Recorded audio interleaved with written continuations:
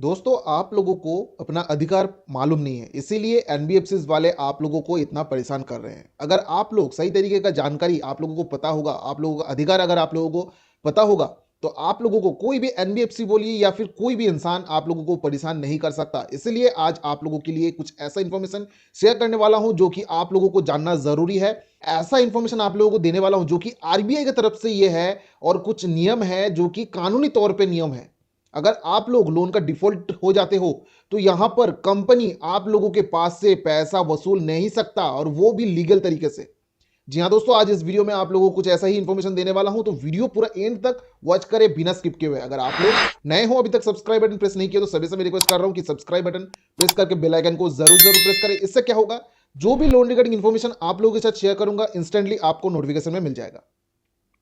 दोस्तों, यहां पर आप लोगों को सही तरीके का राइट्स आप लोगों को मालूम नहीं है, जिसकी वजह से एनबीएफसी आप लोगों को डराते हैं, धमकाते हैं। अगर आप डिफॉल्ट कर जाते हो तो एनबीएफसी आप लोगों को बोलते हैं कि आपके ऊपर हम लीगल एक्शन लेंगे। मतलब इस तरीके का चीजें एक दिन नहीं, मतलब सालों सालों से जो है ये चलता आ रहा है।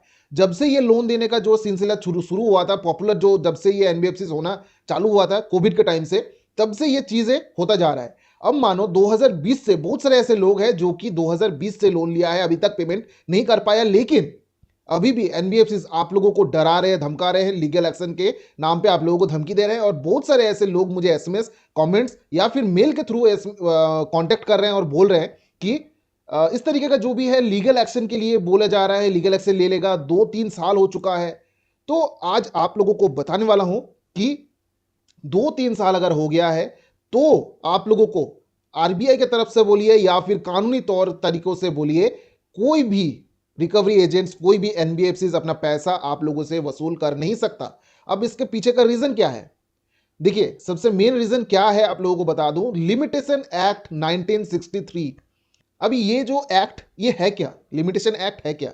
लिमिटेशन एक्ट ये कहता है कि अगर मानो कोई भी इंसान किसी को पैसा उधार देता है और वो इंसान जो पैसा लिया है वो पैसा अगर वापस नहीं करता है, तो जिसने भी पैसा जिसको दिया है उसके पास ये अथॉरिटी है कि वो लीगल एक्शन ले। लेकिन उसके लिए भी एक टाइम लिमिट फिक्स किया गया है कि ऐसा नहीं कि आप अगर 10 साल तक पेमेंट नहीं किया है, 10 साल के बाद आपके ऊपर लीगल एक्शन लिया जाएगा, आपको कोर्ट तक घसीटा जाएगा, ऐसा नहीं कर सकता। वहां पर लिमिटेशन एक्ट के थ्रू यह बताया गया है कि कोई भी अगर बंदा किसी को लोन के तौर पे या फिर पैसा पैसा उधार दे रहे हैं और उनके पास मतलब प्रूफ है कि हाँ मैं पैसा उधार दिया हूं उसको, अगर वो कोर्ट तक पहुंच के सिविल सूट फाइल नहीं करता है वो टाइम लिमिट के बीच में, तो जो टाइम लिमिट है वो टाइम लिमिट के बाद कोई भी केस, सूट फाइल या फिर कुछ भी हो कर नहीं सकता। तो ये जो है एक गुड न्यूज है आप सभी के लिए, क्योंकि ये बहुत सारे लोगों का सवाल है कि मेरा 2-3 साल हो गया है, अभी भी जो है ये लोग परेशान कर रहे हैं।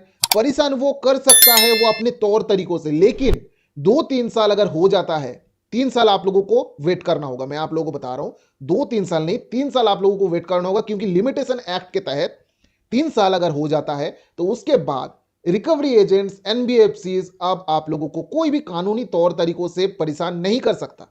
क्योंकि ये जो है एक प्रावधान है, एक लिमिटेशन एक्ट के थ्रू एक कानून तैयार किया गया है कि कोई भी बंदा किसी को पैसा दे रहा है तो 3 साल के बीच में अगर कोई भी वहां पर सूट फाइल या फिर केस दर्ज नहीं हुआ है, तो जो भी डेट है मतलब 3 साल का, उस 3 साल के बाद अगर बोलता है कि आपके नाम पे हम केस करेंगे कोर्ट में जाके, तो आप लोग बेफिक्र हो जाओ, क्योंकि आपके नाम पे कोई भी केस दर्ज नहीं होगा। क्योंकि लिमिटेशन एक्ट 1963 यही बोलता है कि अगर 3 साल से पहले कोई भी सूट फाइल नहीं होता है तो 3 साल के बाद कोर्ट कोई भी मदद नहीं करेगा। मतलब लॉ की तरफ से वहां पर टोटली सरेंडर कर दिया जा रहा है कि 3 साल के बाद कोई भी एनबीएफसी बोलिए या फिर कोई भी उधार करता, अगर कोई भी उधार दे रहा है तो उनके तरफ से कोई भी अब एक्शन लेने का क्षमता नहीं रहेगा। वो खुद से जो भी परेशानियां करता है आप लोगों को, मतलब गलत स्टेप्स लेना या फिर गलत सलत बोलना या फिर आप लोगों को धमकी देना, वो कर सकता है, लेकिन कानूनी तौर तरीकों से वो आप लोगों को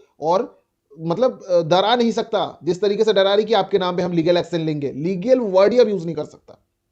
3 साल अगर हो जाता है, अगर आप लोगों का लोन का अमाउंट आप लोग पेमेंट नहीं किए हो, 2020 में अगर लिए हो, 2022 में लिए हो, तो आप लोग देखिएगा कि आपका लोन का अमाउंट अभी जो भी है आप पेमेंट नहीं किए हो, तो 3 साल अगर हो चुका है तो आप लोग बेफिक्र हो जाओ, क्योंकि आप लोगों के ऊपर कोई भी केस नहीं होगा।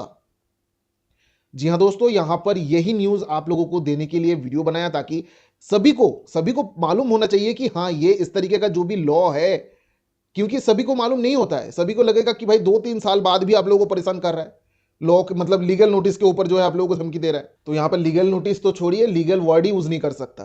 ठीक है? 3 साल बाद आप लोगों को कोई भी परेशानियाँ नहीं कर सकता एनबीएफसीज़ वाले।